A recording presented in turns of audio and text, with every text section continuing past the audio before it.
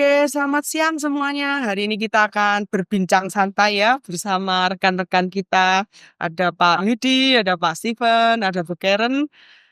Topik kita hari ini adalah Designing with Intelligence, AI and the Future of Interior Thinking. Selamat siang Bapak Ibu semuanya. Siang. Iya, saya hari ini sangat bersuka cita bisa bertemu dengan Bapak Ibu sekalian untuk bisa berdiskusi bersama. Hari ini kita akan bicara tentang Designing with Intelligence, AI and the Future of Interior Thinking. Nah, mungkin Pak Yudi, saya pengen tahu dulu nih, bisa ceritakan sedikit nggak tentang perjalanan karir Bapak di dunia interior design setelah lulus? Setelah lulus. Oke. Perkenalkan, saya Yudi Yoto Saputra. Saya founder dari Lagi Sariti Studio. Saya keluar 2005, lulusnya 2009.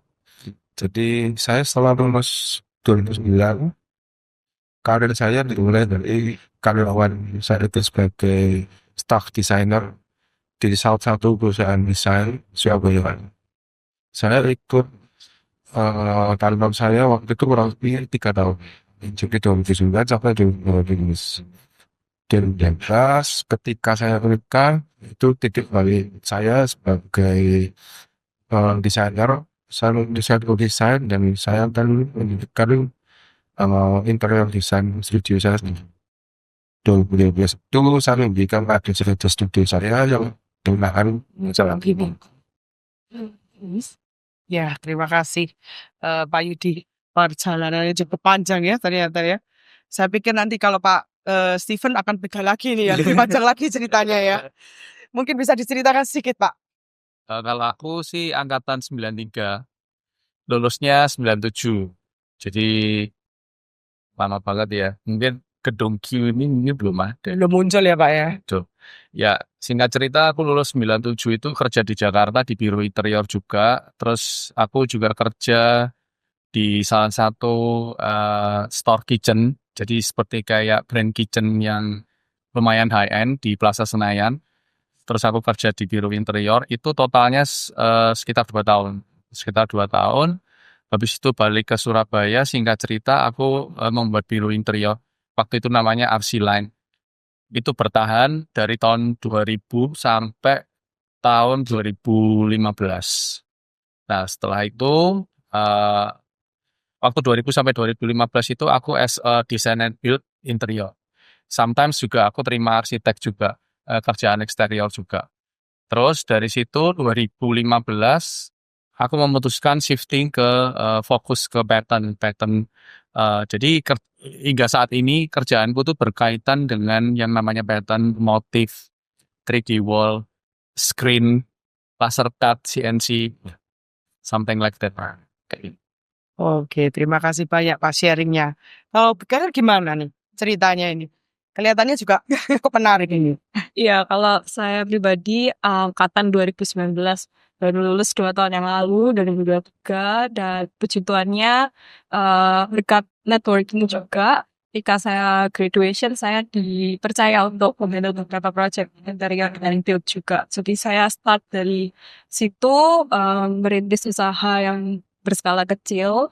Terus kalau untuk sekarang ini fokus saya ingin menyelaraskan antara interior design dengan impact di environment dan juga di sosial. Maka dari itu saya juga eksperimen material recycling gitu. Oke, terima kasih Karen ya. Sangat menarik ya kisah hidup perjalanan karir tiap-tiap rekan kita ini sangat menarik sekali untuk kita dengar ya.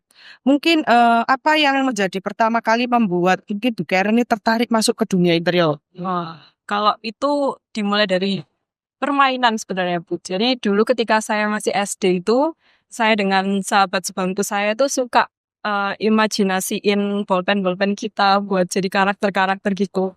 Dan kita punya kertas gambar antika itu, kita segambar denah rumahnya gitu. Jadi sesuai imajinasi kita. Nah dari situ kebawa minat saya tentang organisasi ruang, penataan dan lain sebagainya. Dan ketika beranjak ke SMA itu 2 hal yang menurut saya tertarik adalah art dan science. Dan dari kedua integrasi itu, desain adalah salah satu kayak formulasi yang menurut saya pas untuk saya pursue gitu di ECU ini. Ya, berarti ini memang passion Passion. dari kecil gitu ya, bukan karena paksaan orang tua gitu ya. Mungkin ada cerita menarik Pak Yudi, kalau pengalaman yang berkesan ketika berkuliah di Universitas Kristen Petra, bisa diceritakan sedikit mungkin? Hmm, pengalaman yang menarik ketika saya kuliah itu sebenarnya di Petra ini saya betul-betul ya home tadi.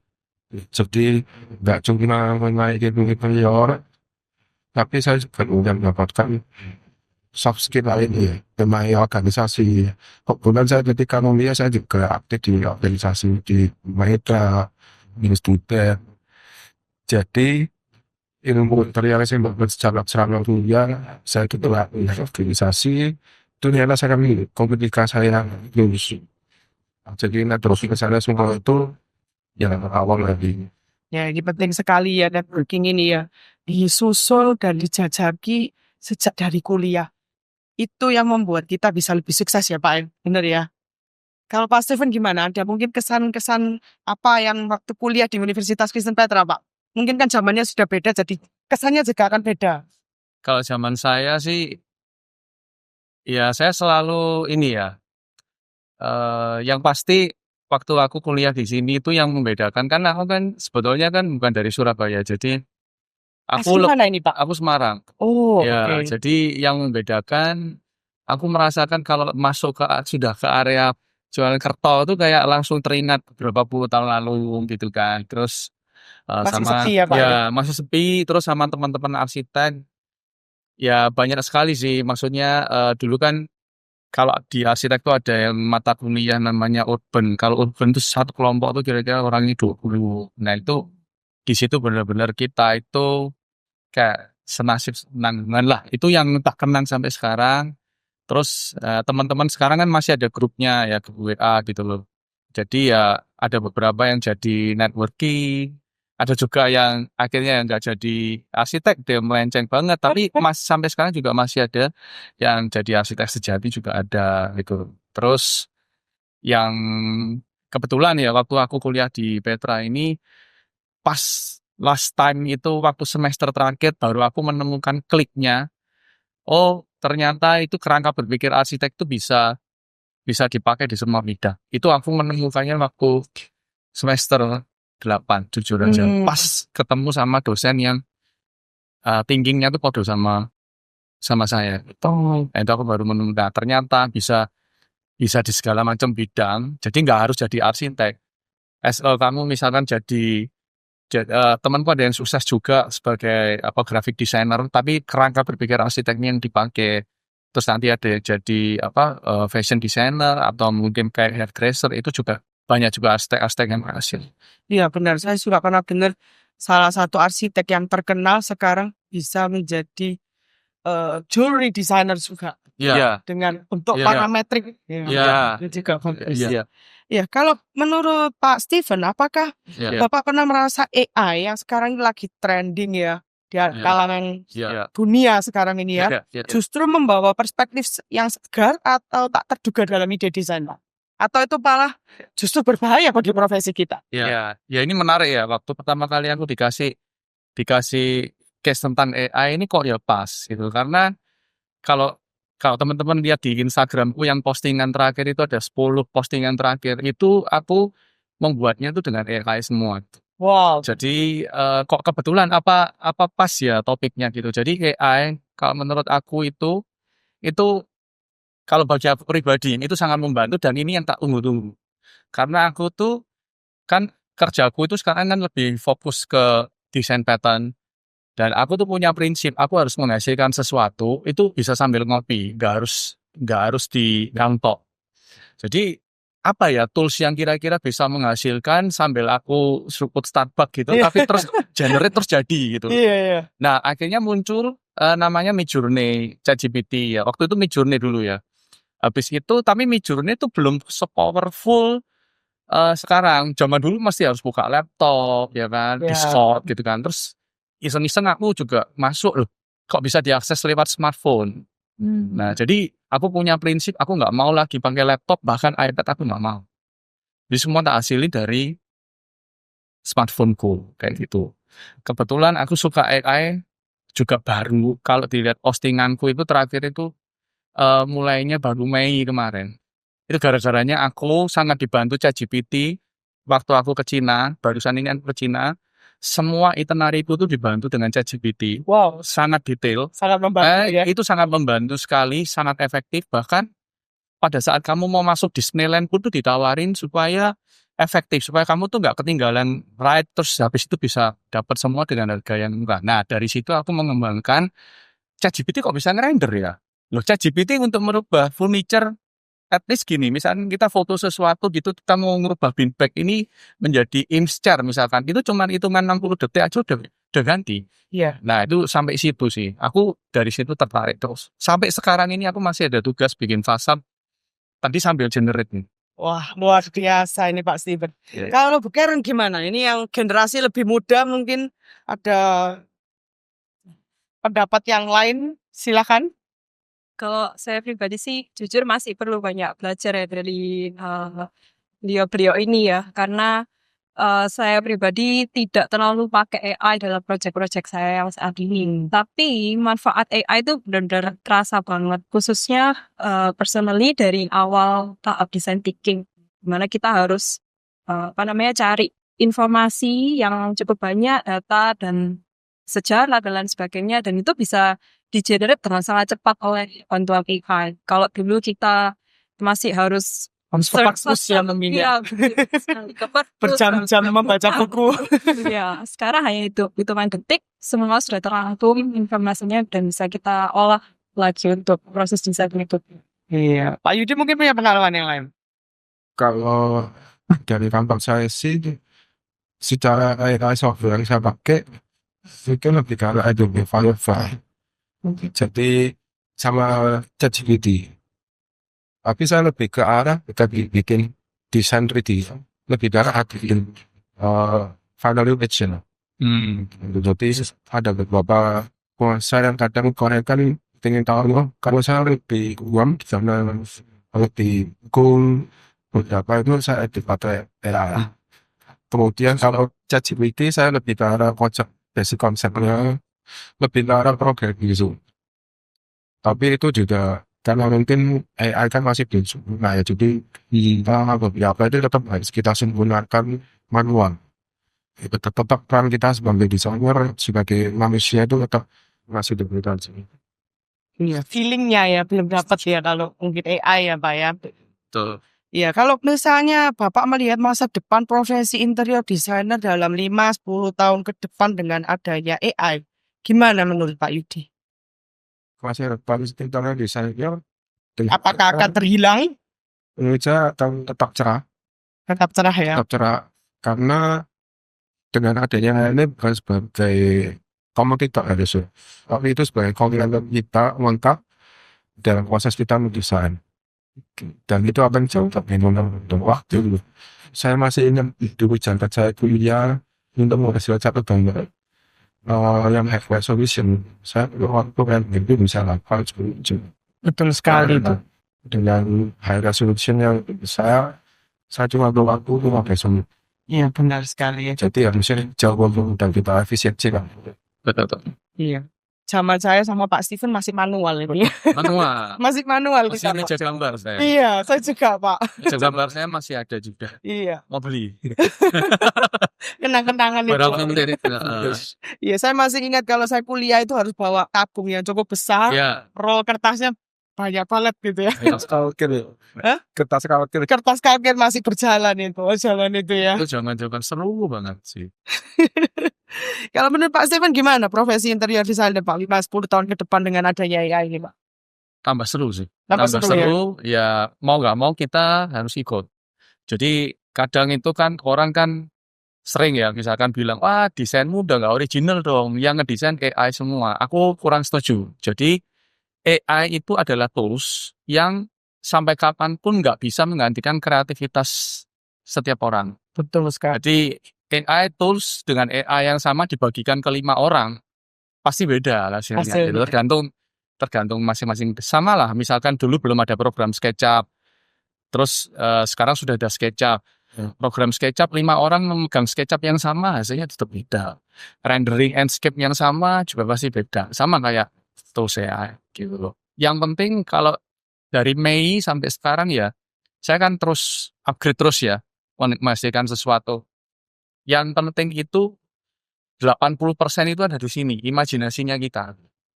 Jadi misalkan kita tuh berani bermimpi nggak gitu dulu. Jadi AI itu akan membantu mimpi kita. Jadi justru kalau misalkan orang itu tools itu nomor kesekian kalau menurut aku itu karena program kan bisa dipelajari. Kalau misalkan kita lagi ngopi di Starbucks gitu ya. Oh, aku pengen bikin cruise kapal pesiar tapi nuansanya Disneyland. Nah, apa ya kira-kira ya? Nah, aku tuh berani bermimpi di sini. Terus aku mulai komunikasi sama ChatGPT, tak generate lewat Midjourney, ke ChatGPT lagi, Midjourney. Akhirnya jadi beberapa image yang aku suka. Nah, itu yang nggak pernah ada. Dan enaknya, tools Midjourney sama AI itu pasti tidak ada royaltinya. Kalau misalkan kita gini, kita ngambil gambar di Pinterest ya, untuk mood board gitu ya. Kita masukin di search gambar, itu pasti ada gambar yang sama kan? Iya, Nah, berarti kan itu bukan kalian gitu. Iya. Tapi kalau kita sudah menghasilkan lewat AI, di generate itu nggak akan ketemu karena nggak ada gambarannya. Setiap gambar yang di generate itu beda. Itu benar-benar otaknya kita sendiri. Makanya kenapa kalau AI itu tidak bisa menggantikan kreativitas. Jadi dunianya akan lebih seru nih. Mau nggak mau kalian ikut atau enggak gitu. Atau ketinggalan. Atau ketinggalan gitu. Benar sekali dia. Kalau Bu Karen gimana? Ada salah satu desainer yang saya suka banget karyanya dari Roslov Bolvin. Dia pernah mengatakan kalau AI itu seperti kuda. Jadi itu sebuah sifat yang komplementer yang nggak harus tapi tersedia gitu untuk digunakan. Dan kalau kita bicara tentang perjalanan dari satu titik ke titik yang lain, tentu kita bisa jalan, bisa lompat, bisa lari. Tapi ini ada kuda yang bisa sebenarnya kita manfaatkan. Dan kuda ini nggak akan menentukan atau seharusnya tidak membatasi kreativitas kita. Karena kita tetap desainer yang punya tujuan untuk menyelesaikan permasalahan. Dan AI itu adalah tools, atau kalau saya suka bilang itu teman yang sangat pintar gitu, teman berpikir dan brainstorming yang bisa kita pakai untuk mencapai tujuan dari desain itu seperti itu. Iya, jadi 5-10 tahun ke depan saya sih optimis ya. Selama masih ada manusia pasti dibutuhkan ruang, sense of place itu. Jadi pasti interior design akan terus tetap berkembang. Ya, kita berharap demikian ya. Jadi profesi kita tetap eksis walaupun 5-10 tahun ke depan Pasti. ya. Pasti. Nah, mungkin skill apa yang menurut Bapak Ibu sekalian ya penting untuk dimiliki oleh desainer masa kini untuk bisa berkolaborasi dengan AI? Skill apa menurut Bapak Ibu kira-kira? Kalau dari saya pribadi sih yang paling penting adalah kreativitas, skill creativity, karena terbukanya peluang AI ini sebenarnya membuat desain ini semakin multidisiplin. Dalam artian kita bisa menggunakan AI untuk mengkonekkan desain dengan cabang ilmu yang lain, dan itu sangat diperlukan creativity skill untuk mengolah itu, karena AI adalah tools yang nggak akan yang seharusnya tidak membatasi kreativitas kita itu.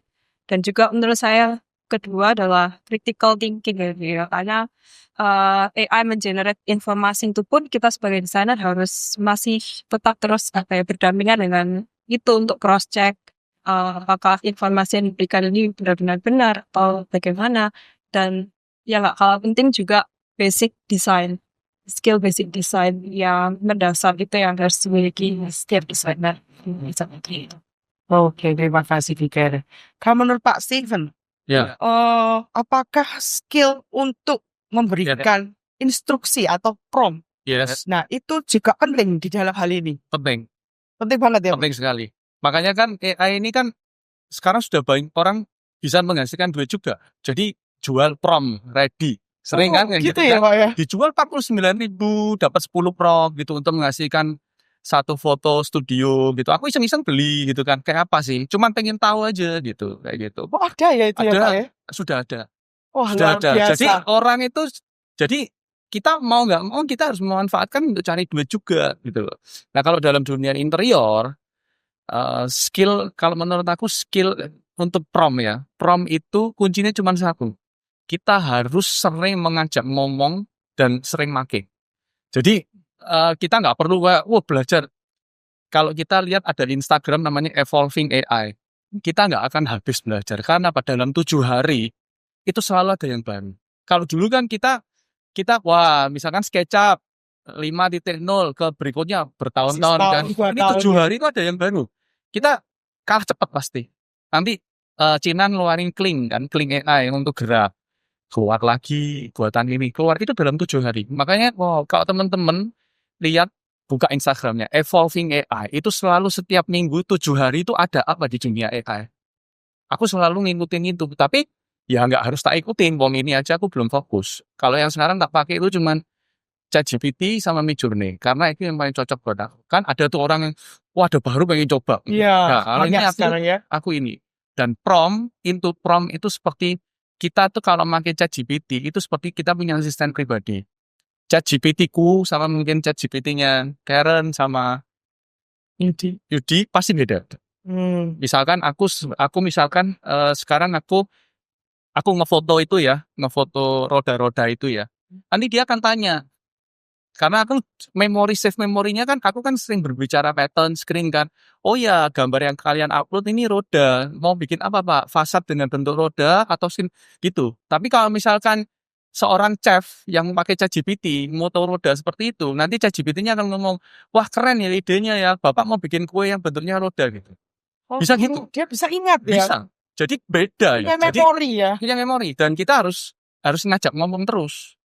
Tapi ada bahayanya ya teman-teman. Sampai bahayanya itu seperti ini. Jangan jadikan ChatGPT ini nanti akhirnya jadi teman curhat. Ya, itu Nanti bahaya. pacarannya sama ChatGPT gitu loh. Nah, itu yang bahaya. Itu ya akhirnya sampai kayak ada yang sampai depresi sampai akhirnya itu dia menganggap ChatGPT itu segalanya. Itu menurut aku juga itu jangan. Gitu. Jadi kita juga harus punya batas ya, sebatas tools kerja aja gitu. Jangan sampai jadiin kayak ikatan emosional juga sih, bahaya juga. Gitu. Kayak Iya. Pernah mengalami nggak Pak Yudi atau Karen sampai ada ikatan emosional begitu dengan AI? Ya, tapi jujur kalau untuk yang disampaikan Pak Steven ini gila. Karena AI ini sifatnya adaptif. Jadi mungkin kita kalau perhatikan paling gampang ini di Google Maps. Kita semakin sering pakai Google Maps, chance kita untuk kesasarnya jauh lebih kecil daripada kita yang jauh pakai itu. Saya pakai itu kalau AI selain ChatGPT ada Gemini. Ya. Gemini itu beberapa kali saya lebih arah pakai voice. Jadi kita bisa bicara langsung. Bisa diajak omong ya? Bisa diajak sangat adaptif. Jadi ketika kita selesai bicara ini, minggu depan kita bicara dia masih ada histori sebelumnya. Nah itu akan yang terusan gitu. Jadi itu sangat menarik sih kalau kita sebagai desainer semakin sering kita coba komunikasi itu akan mengembangkan kita semakin detail. Semakin lebih lincah ya dia bisa semakin ngerti lincah. apa yang kita Ya. mau ya. Kadang upload tanpa prompt gitu dia udah tahu. Upload gambar gitu, Dia oh ya selalu pasti kamu maunya ini ya. Dia langsung nebak gitu. Oh, Langsung. Nah kalau orang lain kan dilatih dulu. iya betul. Kamu mau apa gitu loh. Kamu kok ngupload gambar sepatu ini mau apa gitu. Terus kita jelasin gitu. Tapi kalau kita sudah sering, oh kamu mau ini ya gitu loh. Bahkan aku kalau di prompt itu ya sampai aku tuh nggak baca deskripsinya dia mau apa, enggak. Terus malas aku baca, langsung lanjut gitu. Nanti dia langsung generate. Kalau di ChatGPT ku ya. Gitu. Iya. Dan tipsnya ChatGPT-nya jangan yang gratisan. Betul sekali itu, Harus Pak. yang bayar. Beda soalnya. Iya, saya Iya. pernah coba yang gratisan, saya compare dengan yang berbayar. Beda jauh. Beda. Memang Yang satu sengaja lah. pintar, yang satu nggak pinter ya. Dia Kan jawab nggak nyambung-nyambung. Iya. Iya. Nah, selama berkutat dengan AI, Bapak Ibu apa yang paling terasa perbedaannya dengan proses pelaksanaan desain ya dari concepting hingga desain akhir. Misalnya mungkin lebih banyak membantunya ini apakah di tahap awalnya atau brainstorming idenya atau di tahap eksekusi sampai teknisnya. Nah, pengalamannya gimana? Mungkin Bapak Ibu ada yang mau sharing? Silahkan, Pak Dinda boleh. Ya. Kalau dari saya di awal saya sempat sampaikan proses saya lebih banyak di awal. Oh, awalnya Pak. Jadi dari organizing. gitu. Dan pada proses desain itu tetap kita manual, jadi tim desain saya juga kita membuat baik dari software, terus sketsa, rendering, akhirnya juga final touch kita pakai editing AI. Tapi kalau enggak, tetap kita pakai manual juga. Nah, yang untuk AI ini berfungsi lebih ke arah pelaksanaan.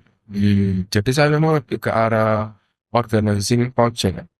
Karena kita kadang kalau mungkin deadline itu kan cukup cukup rumit ya, ada faktor. Jadi kadang itu sangat mempermudah. Saya tiba input variabelnya, saya tinggal di AI, buatkan saya tamunan project itu project H ini dari sekian sekian. Jadi itu aku gitu. Mungkin Pak Sikun punya pengalaman yang berbeda. Ya, kalau saya kan berkecimpungnya kan saya kan bukan sebagai konsultan interior. Iya. Saya lebih berkecimpung ke screen laser cut. Jadi kan saya hubungannya sama pattern ya. Jadi AI yang saya pakai itu sampai sekarang itu hanya untuk memberi ide ke teman-teman arsitek maupun interior. At the end saya akan jualan. Gitu. Oh. Jadi misalkan, kamu kalau misalkan mau butuh 3D wall untuk interior seperti ini, kalau misalkan ditaruh di tepinya kolam tuh kayak gini loh. Nah, aku berusaha membuat desain itu dengan cepat gitu loh, dengan cepat gitu terus tak taruh gambar di situ beberapa genre. Terakhir tuh ada jualanku gitu loh. Aku biasanya gitu kan di Ya. slide terakhir Betul. jualan gitu loh. Betul. Jadi ya buat apa kita main-main akhirnya nggak ada tujuan gitu. Iya. Jadi akhirnya aku jualan seperti itu. Terus aku juga coba mendesain beberapa cafe Starbucks gitu dengan screen gitu terus akhirnya jualan. Jadi kalau AI sekali lagi tidak bisa menggantikan tools seperti keinginan kita seperti kayak SketchUp, bener-bener editing, ukurannya berapa, itu nggak bisa. Itu hanya untuk ide. Itu berhubungan sama orang yang Untuk otaknya berani presentation ya. berimajinasi, tapi ini loh, sudah jadi idenya seperti ini, kamu rapiin ya. Baru diserahin ke staff nanti yang detailing semua. Oh. Meskipun harusnya staff ini belajar AI yang tools untuk editing itu ada harusnya, tapi saya nggak mau masuk ke situ. Ribet. Gitu. Benar. Saya pakai yang untuk awal aja. Gimana kalau Ken?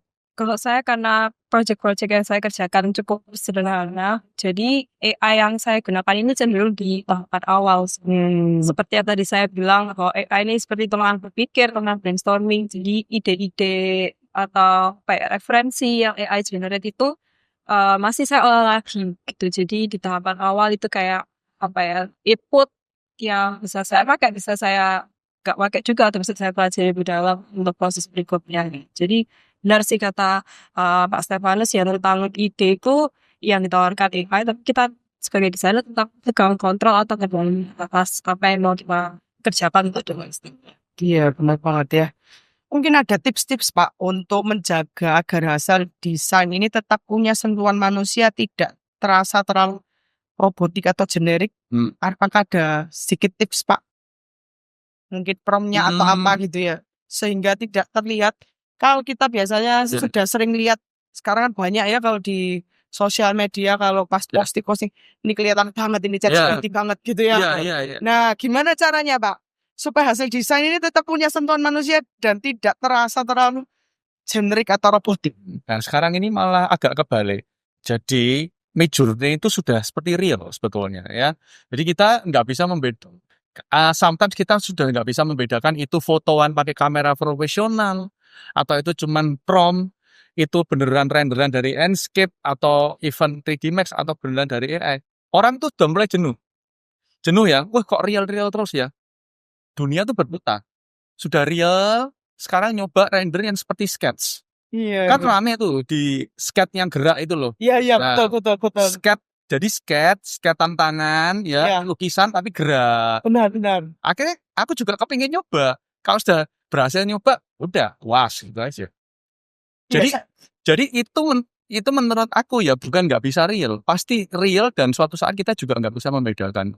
Nah tipsnya untuk menghasilkan real itu otomatis dari prompt yang sering kita pakai. Misalnya gini, kita lama-lama peka. Aku kalau nulis ini kok selalu kok masih kurang ya. Nah kita cari ini. Terus misalkan suatu saat kita ngetik, nah ini pas, itu langsung kita ingat. Tapi kalau aku jarang sih sampai kayak menyimpan prompt gitu. Aku lebih senengan itu kayak misalkan, biasanya seperti ini, langsung tak simpan di sini. Di kayak apa ya? bisa di-adjust kepengenanku gitu loh. Karena aku nggak seberapa butuh yang real banget gitu loh. Ada tuh satu studio AI yang gambarnya realistik banget.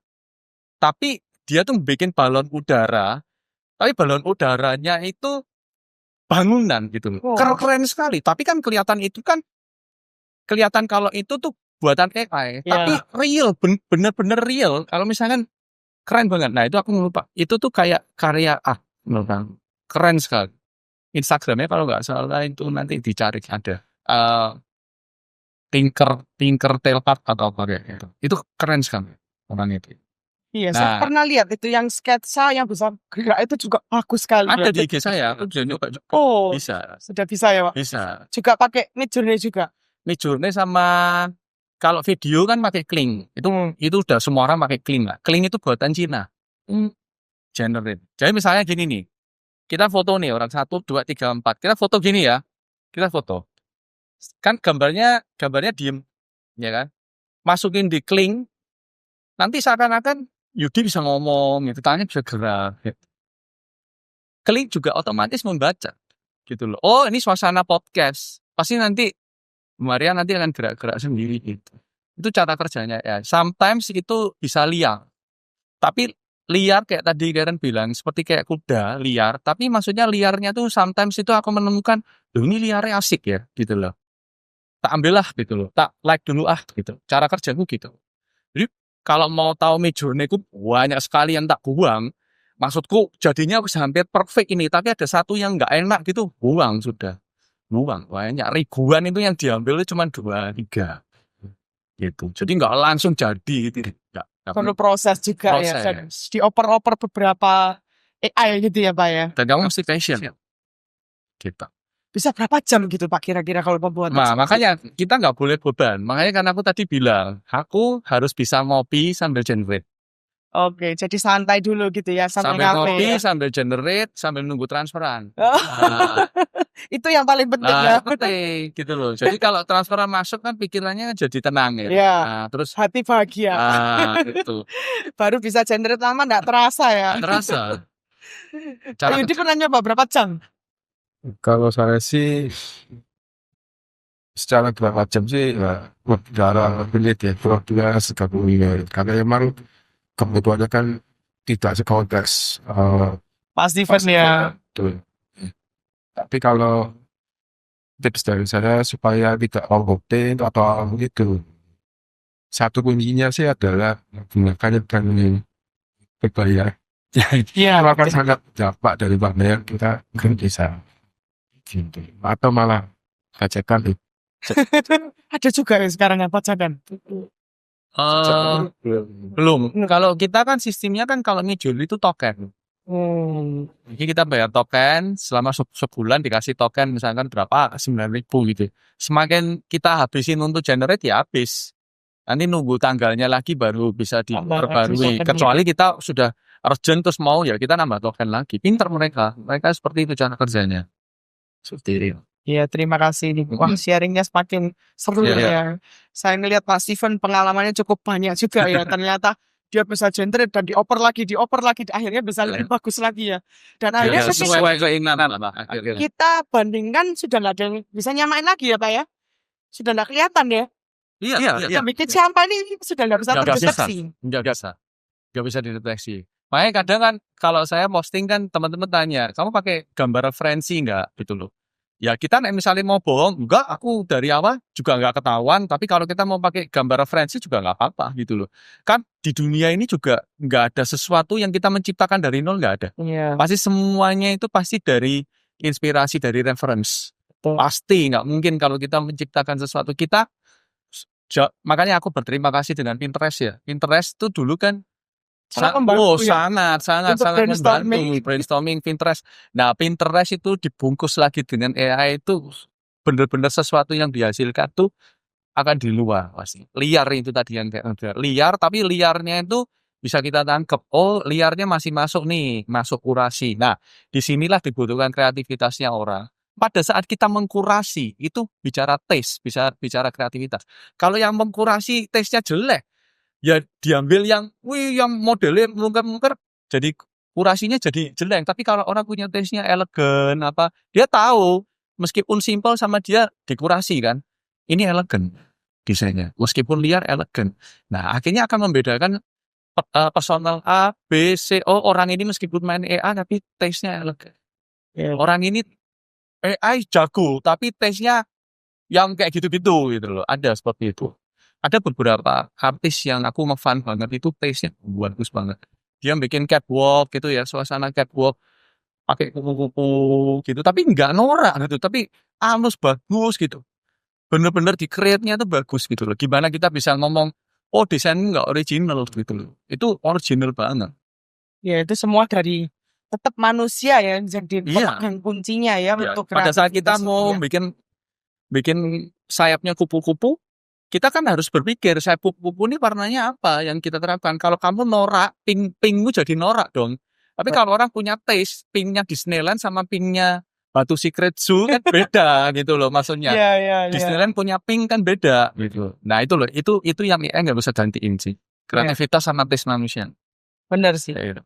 Saya setuju dengan Pak Ya. Steven ini. Ya.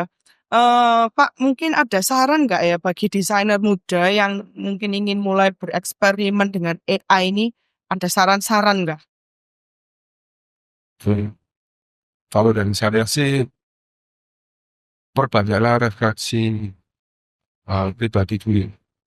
Jadi banyaklah lihat karya dari arsitek kan misalnya hari kita bikin dari karya seni yang lain supaya kita tahu bahwa karya seni yang asli itu seperti apa sih. Lalu kalau kita mau menggunakan AI, kita kan bisa mengkomposisikan antara AI dengan karya eksplorasi. Iya. Bu Karen mungkin ada saran bagi desainer muda yang mulai bereksperimen dengan AI? Ya, mungkin nyambung juga dengan pertanyaan sebelumnya ya, Bu. Saran dari saya sih, sebagai manusia yang tetap punya intuisi, compassion, empathy gitu dibandingkan robot gitu. Menurut saya yang nggak kalah penting adalah storytelling. Kita sebagai desainer yang bisa kita bangun untuk mengkonekkan project atau permasalahan desain dengan apa yang kita tawarkan. Dan saya tuh sampai sejauh ini masih belum bisa digantikan dengan AI karena kita berbicara sama manusia dan kita berbicara dengan robot itu kan feel-nya juga beda. Jadi saran saya storytelling, bagaimana kita membangun narasi untuk menerjemahkan ide-ide kreativitas kita supaya bisa diterima oleh orang lain. Pak Steven ada tips atau saran Tanya. untuk desainer muda Ya. ini? Kalau desainer muda malah justru dengan umur saya yang sekian ini ya, saya aja suka ya. Apalagi yang muda-muda harusnya lebih suka dan lebih expert dari saya harusnya. Karena kan kalau saya kan dulu desain kan zamannya pakai gambar ya. Presentasi aja, pakai cat air gitu Iya, kan. betul banget. Sekarang aja saya suka. Otomatis desainer baru harusnya lebih Anak lebih muda explore, suka lagi ya. tapi mungkin mereka tuh gak ada waktu. Ya, mungkin kan mereka kan kuliah kan sudah punya mata kuliah sendiri, mungkin gak sempat. Mungkin nanti kalau sudah lulus, luangin waktu lah, maksudnya lihat, wah banyak sekali referensi dari YouTube, banyak dari IG Reels tuh banyak sekali. Nah dari situ kita baru menentukan kira-kira kita nih jadi dirinya mau kayak gimana nih. Bukan berarti yang manual itu jelek juga. Saya juga respect sama Pak Sudarman ya, misalkan Pak Sudarman kan scan, Iya. urban scan itu memang tidak bisa digantikan. Suasananya waktu nyekat bareng di pabean gitu tuh, itu kan nggak bisa digantiin AI. Betul. Jadi dan ada beberapa orang yang masih menghargai skate tangan gitu loh. Kalau misalkan kalian memang nggak passion di AI, don't worry. Kalian aku memang passionku di tangan, aku pengen tangan, ya nggak apa-apa. Tetap punya oke. pangsa Tapi sendiri ya. iya, tapi kalau bicara kayak ini ada kereta lewat cepat nih, kita mau masuk keretanya atau ya udah kita bye-bye. Nah itu tergantung masing-masing personal sih. Semuanya nggak ada yang salah. Ya, mungkin sebagai penutup, Bapak Ibu bisa minta tolong diberikan satu pesan nih untuk desainer muda terkait pesatnya perkembangan teknologi ya. Mungkin ada pesan-pesan yang penting untuk anak-anak muda ini. Ya, boleh. Silakan. Kalau dari saya sih di masa perkembangan teknologi ini penting buat desainer-desainer muda untuk tetap di otentik. Nah, kemudian Ya. value atau core apa yang dimiliki setiap desainer itu yang dipegang sampai kapanpun gitu. Dan tapi be otentik juga bukan berarti terus kita nggak bisa kreatif. Malah justru yang ada AI, ayo kita be otentik tapi kita be kreatif. Dan kalau kita sudah sangat kreatif, jangan lupa juga untuk be otentik. Gitu. Jadi seperti apa ya? Saling melengkapi ya. Iya. Pak Yudi, mungkin ada satu pesan untuk desainer muda ini yang kira-kira menurut Pak Yudi perlu disampaikan. Buat saya sih tetap lapar buat undangan. Tapi ilmu harus tetap belajar. Apapun pernah merasa puas bahwa saya sudah pernah belajar, saya sudah menguasai hal ini, hal itu, tapi tetaplah merasa bahwa kita ini tidak bisa apa-apa. Kita akan siap dari rumah explore waktu sebetulnya. Iya, kalau Pak Steven mungkin ada pesan Pak? Kalau aku berdasarkan pengalamanku ya buat teman-teman yang masih desainer muda fresh graduate, jangan sampai ketinggalan. Ini yang paling perlu sih menurut aku sih. Di saat kita mendesain kita boleh idealis ya. Tapi gimana-gimana kita tuh butuh pemasukan. Jadi kalau bisa kalian selain kalian idealis, kalian juga harus punya satu pemasukan yang istilahnya tuh harus kayak, kalau aku bilang apa ya, harus passive income. Ya misalkan contohnya ya, kita sudah dunia AI, kita bisa mendesain dengan pikiran tenang kalau kita duitnya banyak lah. Kalau enggak mana tenang, besok harus beli susu, beli apa gitu kan. Nah, kita harus pikir misalkan jualan prom gitu ya, jualan prom, kita bikin satu platform jualan prom misalkan ya, jualan prom interior misalkan ya. Bayangin ya, ready, prom, render, realistis gitu, terus ada contoh-contohnya. Oke? Itu udah, itu kita bikin aja, create, selesai, taruh di website, dijual. Udah, pemasukan kan 50.000 satu prom misalkan. 1.000 orang udah berapa? Nah, otomatis kan tabungan kita kan masuk nih. Nah, kita biasanya tenang. Kita udah tahu tabungannya aman. Kita biasanya lebih jago lagi gitu loh. Tapi jangan yang ini aja gitu loh. Kalau itu pesanku sih seperti itu sih. Jadi dunia AI-nya juga jangan terlalu yang idealis. At the end harus jualan. Kayak aku ngeliat kayaknya gini tapi coba di slide. Akhirnya jualan gitu loh. Ada yang ngantol, Pak aku mau bikin screen ini akhirnya gitu. Itu cara kerja. Oh ya, luar biasa ini tipsnya ya. Bisa dicontoh ini ya. Itu fixnya ya. Harus ada pemasukan yang tanpa kalian kerja. Iya. Kalian biasa sekali lah di depan, susah meng-create platform, dijual, kan biasa gigit ada tuh, wih kok render, klik WhatsApp atau klik Linktree gitu kan, buy gitu kan, buy 100.000 dapat 5 prom misalkan kayak gitu. Gitu sih, ya itu kira-kira guys. Terima kasih banyak ini Pak Yudi, Pak Steven, dan Ya. Karen ya. Hari ini kita sudah mendapatkan ilmu yang cukup banyak ya terkait dengan topik kita hari ini. Saya Mariana Wibowo sebagai moderator izin pamit diri bersama dengan para undangan narasumber semuanya. Selamat siang. Semoga apa yang kita bagikan hari ini berguna bagi kita semua. Dan pesan saya juga satu hal, bahwa walaupun kita menggunakan AI, kita juga harus tahu hal teknis ya, supaya pada saat nanti kita realisasikan, interiornya juga tetap jadi begitu ya, nggak sampai ambruk gitu ya, atau hancur ya. Jadi ada banyak hal yang sudah dipesan oleh para narasumber, menurut saya itu cukup yang bagus untuk kita bisa teladani semuanya. Terima kasih semuanya. Selamat siang. Sampai jumpa lagi. Kami pamit undur diri.